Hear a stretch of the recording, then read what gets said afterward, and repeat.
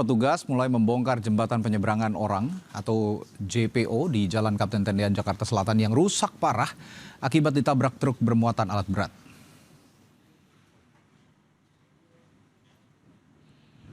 Penanganan pada JPO yang rusak dihantam truk alat berat mulai dilakukan pada Selasa siang. Sejumlah alat berat dikerahkan untuk memisahkan besi-besi JPO serta memotong bagian atap. Kondisi JPO yang rusak dan hampir roboh ini dinilai membahayakan pengguna jalan.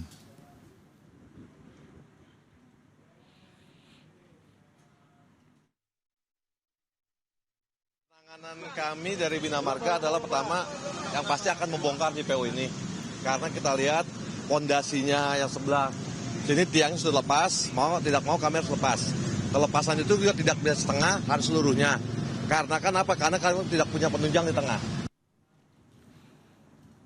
Selama proses pembongkaran JPO yang rusak ditabrak truk, kepolisian dan Sudin Perhubungan Jakarta Selatan melakukan rekayasa lalu lintas. Jalan Kapten Tendian ditutup dua arah. Polisi pun mengalihkan arus lalu lintas ke jalan lain.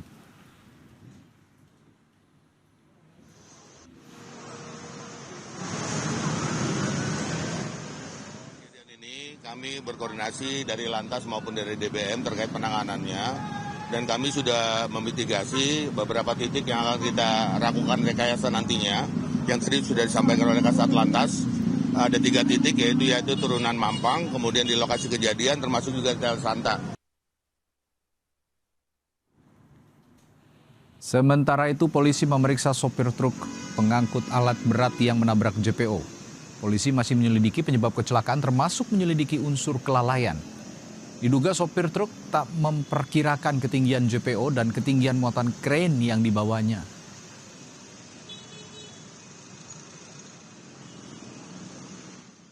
Pada saat melintas, truk berarti mungkin belum tahu ketinggiannya, jadi mungkin belum ada perkiraan. Kemudian apakah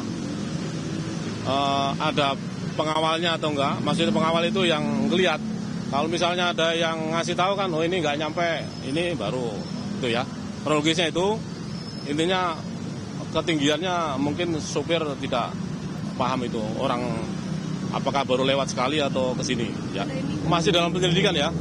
Sementara masih diamankan untuk driver. Terima kasih. Kita akan pantau situasi terkini di lokasi JPO yang rusak ditabrak truk di Jalan Kapten Tendian, Jakarta Selatan. Sudah ada jurnalis Kompas TV Zevanya Situmeang dan juru kamera Ian Faris di sana. Z, saat ini apakah sudah berhasil dibongkar JPO yang rusak dan apakah nantinya bakal dibangun kembali? Karena JPO ini kabarnya sangat diperlukan warga yang membutuhkan akses dari Kapten Tendian, Jalan Kapten Tendian menuju ke arah Kuningan, Z.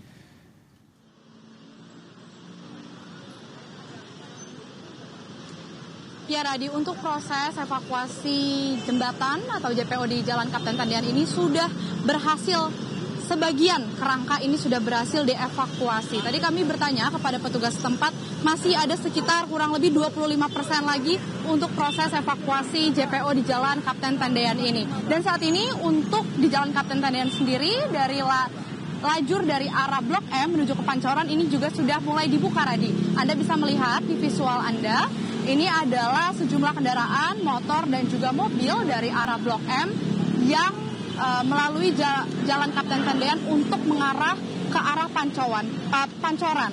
Kurang lebih tadi sekitar pukul 5:30 sore lajur ini dibuka. Dan tadi sekitar pukul 5 sore, Radi, setelah proses panjang begitu ya, di mana untuk proses evakuasi JPO sendiri tadi ini sudah dimulai dari sekitar pukul 11 siang dan sekitar pukul 2 siang ini akhirnya kerangka jembatan berhasil dirobohkan yang kemudian setengah atau sebagian kerangka jembatan ini sudah berhasil dievakuasi dan dibawa ke gudang Bina Marga Jakarta Selatan. Dan saat ini, Radi, masih ada sekitar 25% lagi jembatan yang masih harus dipotong karena cukup besar, Radi, cukup panjang JPO atau jembatan yang rubuh ini, jadi masih harus dibagi dua lagi. Tadi kalau kami bertanya kepada petugas gabungan begitu ya yang melakukan evakuasi, jembatan ini harus dibagi menjadi 4 bagian untuk dievakuasi atau untuk dipindahkan begitu, dan sekarang masih dilakukan pemotongan jembatan yang dimana kurang lebih membutuhkan waktu sekitar 2 jam lagi kalau tadi dari petugas mengatakan saat kami bertanya, yang nantinya juga ini akan langsung dibawa ke gudang Bina Marga Jakarta Selatan. Sementara itu kalau tadi untuk jalur dari arah Blok M menuju ke Pancoran ini sudah bisa dilalui kendaraan, Radi, karena tadi memang ditargetkan sore hari ini kalau bisa sudah bisa digunakan para pengendara begitu ya, mengingat ini sudah mulai jam pulang kantor, aktivitas kendaraan ini akan semakin meningkat. Namun pengalihan arus kendaraan ini juga masih tetap dilakukan, seperti yang dari arah Pancoran menuju ke Blok M ini masih belum bisa dilalui kendaraan di Jalan Kapten Tendean sendiri, Radi, sehingga kalau melihat pernyataan dari Kasat Lantas Polres Jaksel, Kompol Mujianto tadi mengatakan untuk yang dari arah timur yang mau naik ke flyover ini pengalihan sudah dilakukan dari depan Polsek Mampang yang nanti akan dibelokkan untuk putar balik di depan gedung Trans TV. Kemudian yang dari arah Warung Buncit ini juga diarahkan untuk bisa melalui underpass begitu. Kemudian tadi kalau dari pantauan kami juga ini memang ada kepadatan kendaraan juga yang terjadi dari sejumlah arah seperti dari arah Kuningan, dari arah Mampang. Ini memang dikarenakan aksesnya masih sangat terbatas. Bahkan untuk di Jalan Kapten Tendean sendiri yang mengarah ke Pancoran ini juga cukup padat, Radi, karena memang tidak bisa seutuhnya jalur digunakan begitu ya, karena masih ada beberapa mobil eskavator, lalu beberapa mobil truk begitu yang digunakan untuk membantu proses evakuasi JPO sendiri. Sementara itu kalau tadi terkait dengan update apakah jembatan ini masih akan dibangun kembali, masih belum ada pernyataan lebih lanjut, Radi, dari petugas ataupun dari Kasubdit Bina Marga Jakarta Selatan, karena saat ini fokusnya masih untuk mengevakuasi jembatan yang masih membutuhkan waktu untuk dilakukan pengangkutan dan bisa dibawa ke gudang Bina Marga Jakarta Selatan, Radi. Sementara demikian akan kami update terus bagaimana keberlanjutan dari proses evakuasi JPO di Jalan Kapten Tendean ini, Radi. Baik, terima kasih jurnalis Kompas TV Zefanya Situmeang dan juru kamera Ian Faris melaporkan langsung dari Jalan Kapten Tendean Jakarta Selatan.